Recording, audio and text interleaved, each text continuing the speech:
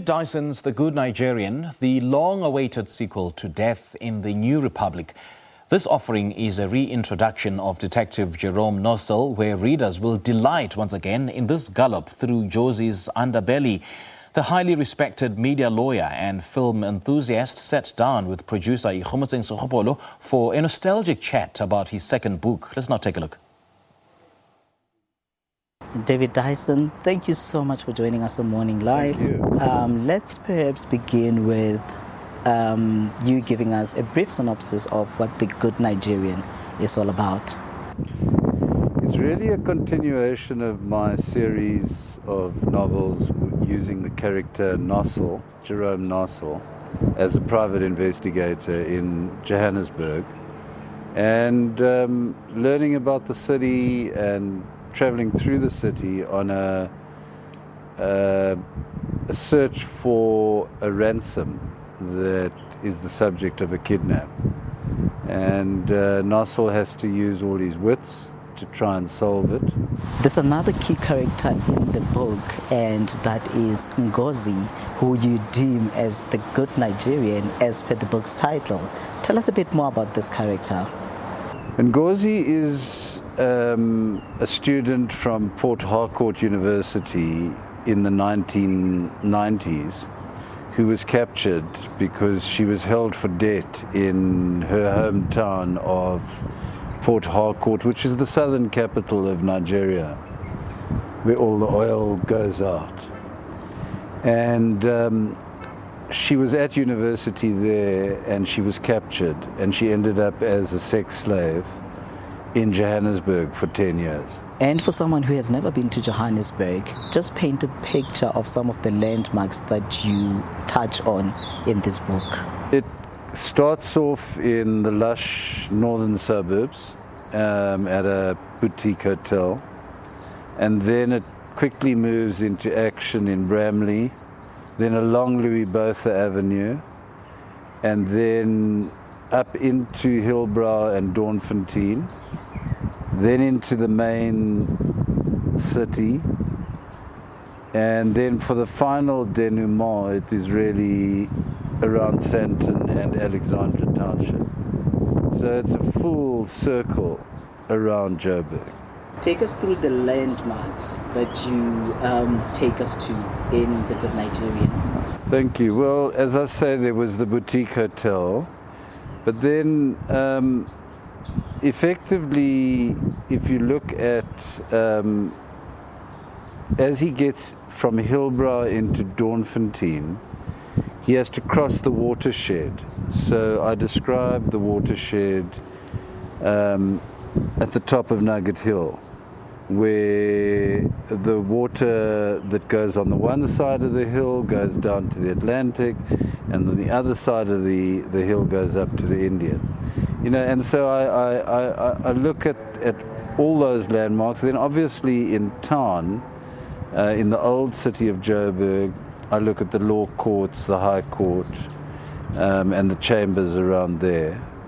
And then, which is what's left of the old city, really. And then in the new city of Sandton, obviously Mandela Square and Maud Street, Michelangelo. So it does, you know, it's a journey of discovery in Johannesburg, really. You also give us a glimpse of Nigeria through Jozi's storyline. Yes. Tell us a bit more about that and why it was important for you. Yeah, no, well, she's a classic immigrant, and I look at all the immigrant communities in this book, or try and give them a mention. But her storyline is that her grandmother was a Biafran activist, and was then their once the Biafran War was lost by the Biafran separatists, you know, their families saw tough times in Port Harcourt. They weren't as strong as they used to be. And I did a lot of research on Port Harcourt and that part of Nigeria for the story. And you've just mentioned that one of the core themes in the book is the issue of immigration Yes. in terms of Jozi's storyline. Yeah. What other themes do you touch on? Yeah, well, my internal migration, the migrant labor situation internally in South Africa, you know, the figure of the waste picker pushing his skip up Louis Botha Avenue is a kind of a trope that I developed in my previous book. And it's looking at people from Lesotho who used to come and work on the mines in the migrant labor system, and obviously terribly exploited, as we know, by mining capital at that time. And now that same sort of person is pulling trash in the streets of Joburg. And then I look at Zimbabweans, I look at Jews, I look at, you know, all the immigrant communities, because this place it's a polyglot community, you know. And I'm hoping that kind of heavy interaction that I reflect in the book, slightly nostalgically, will come back to Joburg. And I sense that it might be happening, yeah. Looking at some of the characters in the book, who would you say was the most challenging to write and to develop?